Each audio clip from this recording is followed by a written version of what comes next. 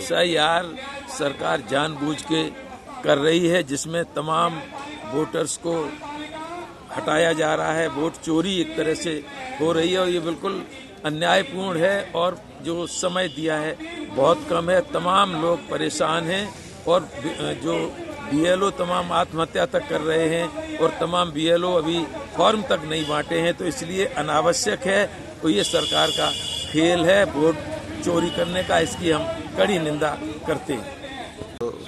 बिल्कुल सही बात है, इसकी जरूरत है बढ़ाने की। 1 महीना जो दिया है बहुत कम है, उसमें ये काम हो नहीं सकता है। इसीलिए BLO पर बहुत दबाव है। सरकार के अधिकारी मनमानी कर रहे हैं, उन पर दबाव बना रहे हैं। बेचारे आत्महत्या कर रहे हैं जिनके प्रति हमारी सहानुभूति है। और इसी दबाव में तमाम BLO गलत रिपोर्टें और आनन फानन में भेज रहे हैं। इसलिए ये बहुत गलत निर्णय है। समय बढ़ाया जाना चाहिए। और इतनी जल्दी क्या है, इससे ही साफ जाहिर होता है कि सरकार की नीयत साफ नहीं है। अभी तो उत्तर प्रदेश में 27 में चुनाव होना है, अभी टाइम है।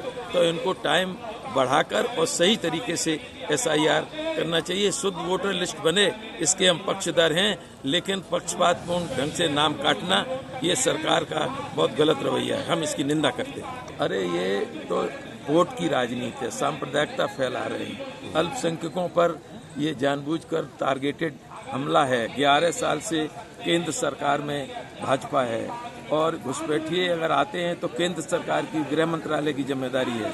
तो वो अगर आए हैं तो कैसे आए हैं, इसलिए बिल्कुल गलत है। और जनता में भ्रम पैदा करके और ये नफरत की राजनीति हो रही है, इसी में ये बयान दिया जा रहा है। आज 26 नवंबर को ऐतिहासिक किसान आंदोलन की 5वीं वर्षगांठ है।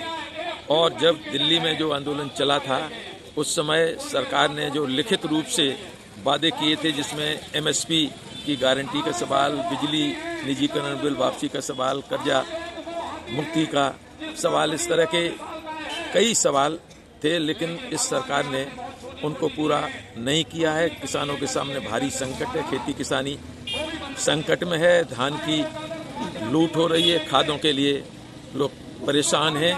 संयुक्त किसान मोर्चा और ट्रेड यूनियनें मिलकर हर जिला मुख्यालय पर प्रदर्शन कर रहे हैं। और इटावा में भी हमने इन मांगों को उठाया है और राष्ट्रपति को इस संबंध में जिलाधिकारी के माध्यम से ज्ञापन दिया जाए।